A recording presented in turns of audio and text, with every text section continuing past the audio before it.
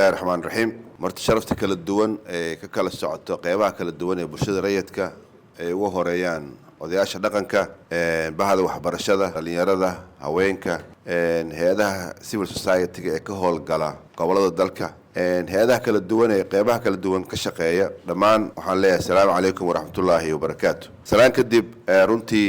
aad kaaga mahadcelinaynaa kasoo qaybgalka kasoo qayb gasheen shirkan oo aan ugu tashanayno xaaladda dalka guud ahaan iyo doorashooyinka dalka iyo wadahadallada siyaasadeed ee dalka ka socda ee la xiriira doorashooyinka sidii maaragtaa talada bulshada rayidku ay qayb ugu lahaan lahayd waxaan la soconnaa in muddaba inay jireen khilaafyo siyaasadeed oo hareereeyey maaragtaa horumarka dalkan uu ku socday dowlad dhiskii caqabad badan ku abuuray sidoo kale su-aalo badan geliyey midnimada dalka taasoo la xiriirta doorashooyinka dalka la filaya in la qabto oo dib u dhac ku yimid iyo aragtiyo kala duwan ay kala qabeen siyaasiyiinta dalka hadday ahaan lahaayeen heer federaal iyo heer maamul goboleedba taas oo ilaa haddana xalkeeda lagu mashquulsan yahay waxaa dhacay isku dayo badan oo ay sameynayeen soomaalida gudaheeda oo ay dowladdu ay fidisay gogolo markaa looga hadlaayo sidii xal loo gaari lahaa nasiib darro gogolahaasieeto sidii la rabo ma naqan wixii la rabay in laga gaarin lagama gaarin hadda aan wada soconno waxaa gacmaha kula jira oo dhexdhexaadinta qayb ka ah beesha caalamka oo runtii iyagana ilaa hadda la tacaalayo sidii xal loo gaari lahaa bulshada rayidka oo qayb ka ahayd dadaaladaas faraha badan oo la sameynayay iyadoo ay kulamo la yeelanaysay madaxda dalka hadday ahaan lahayn madaxda dowladda federaalka hadday ahaan lahayd kuwa heer maamul goboleed hadday ahaan lahayd siyaasiyiinta kale oo mucaaradka intaba aanu la yeelanay kulamo la xiriira sidii la isugu soo dhaweyn lahaa xalin loogu gaari lahaa khilaafka siyaasadeed ayaa wuxuu soo gaaray dadaaladaas ilaa hadda meesha aan joogno oo ay shirkaanba ay qayb ka tahay dadaaladaas hore loo sameeyey inuu maaragta wax kusii beeriyo dadaaladaas runtii waxaa babar socday beesha caalamka marka waxaa moodaa in wixii ay fara bateen oo ay qeybo dadka kala duwan ay gacmaha kula jiraan intaas iyadoo la leeyahay bal hala dadaalo hala sameeyo laakiin haddana aad moodid gacmahaas faraha badan inaysan wax xal ah aysan soo kordhin ilaa haddeer maadaama bulshada rayidka marka qayb ay ka ahayd dadaaladaas heeto oo beesha caalamkan ay la kulmaysay dowladdana la kulmaysay siyaasiyiinta la kulmaysay ayaa waxaa technical group oo bulshada rayidka ah oo maamul goboleeda iyo oo dhan ka kala socda ayaa maalmihii lasoo dhaafay waxay lahaayeen fogaan aragga dood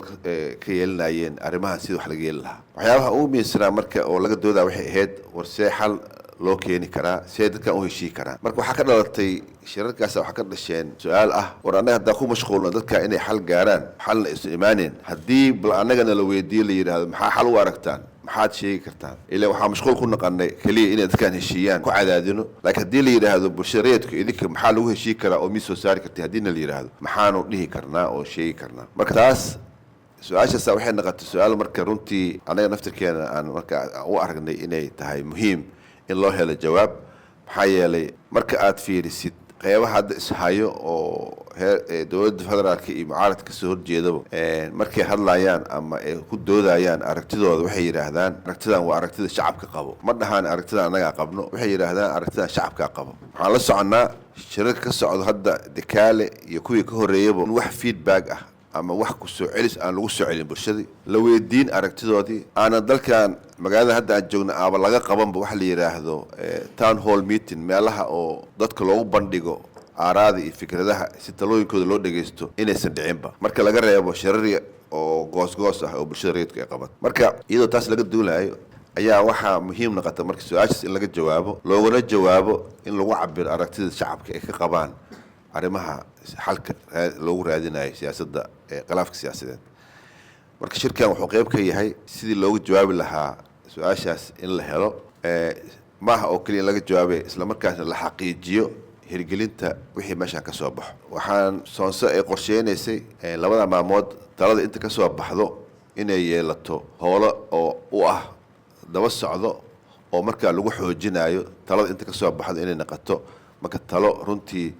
ama wax ku beeriso wax ka bedesho talooyinka faraha badan oo ay soo bandhigeen mucaaradka iyo dowladda amaba ay noqotaba tii ay ku heshiin lahaayeen ama dalkan loogu samata bixin lahaa khilaafka siyaasadeed marka aad iyo aad ay muhiim u tahay in maskaxda la dhalaaliyo fikir badan la soo jeediyo iyadoo la isticmaalayo way arrimada loo lahaa wixii lasoo dhaafay iyadoo la isticmaalayo xogaha mataqaanaa dalka ka jira in maaragta aan la nimaan karno qorshe loogu gudbi karo khilaafka hadda siyaasadda jira isla markaana naqon karo wax shaqey kara suurtagalna ka dhigi karo in 4 sano kadib haddana aysan nagu soo laaban waxa maanta aan arkayno. doorashadii hore ee 2022 dhacday oo ay bulshada rayidku dadaal badan ka muujisay, dadaalkeedu wuxuu inta badan xoogga saarayay sidii loogu bixi lahaa khilaafka markaas taagnaa ee lagama fikirin inuusan dib u soo laaban. nasiib darro 4 sano kadib waxaan joognaa meeshii 2022 wixii la isku haystay ayaa la isku haystaa, dadkii is haystaan weli is haysto. marka taas anagoo ka faa'iidaysanayno in hadda waxa xal u aragno inay noqdaan xaqiijiyo inaysan dib waxa nagu soo laaban, tan hadda taagna in laga gudbo. marka taasa ugu muhiimsan. waxaan is leeyahay dadka intaan fadhiyo haddii maskaxdooda iyo taladooda aruuriyaan in la heli karo talo loogu gudbi karo arrintaas, xalna loogu heli karo, wax bulshada markaa ka turjubaani karo ama ay fahmi kartane aan miiska soo saari karno. marka waa ku dheeraaday hadalka, waxay ahayd keliya inaan ifiyo labada maamood meesha aan waqtiga gelinayno inay ahaato meeshaas aan u soconno. waxaan rajeynaa haddii alla yidhaahdo berito in aan heli doono su-aashaas jawaabteeda, isla markaana aan heli doono wax aan markaa aanu ku dhiirigelino dadka, isla markaana aan suurtagal ka dhigno in la qaato hirgelinteeda annaga u qareemi doona haddii alla yidhaahdo. marka aad iyo aadaan idinkaaga mahadcelinaa. waxaan rajeyn doonaa berito inaan bal heli doono xal, annagoo su-aashaas jawaab u heli doono, sina naqon doonto midii markaas xal u noqoto. aad iyo aadaan idinkaaga mahadcelinaa. wasalaamu calaykum waraxmatullaahi wabarakaatu.